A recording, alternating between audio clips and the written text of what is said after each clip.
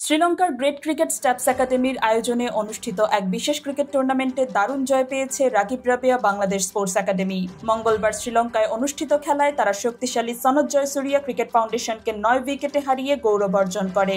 প্রথমে ব্যাট করতে নেমে শ্রীলঙ্কার দল ১০৫ রানের টার্গেট ছুড়ে দেয়। বাংলাদেশের বোলাররা দুর্দান্ত পারফরম্যান্স দেখান।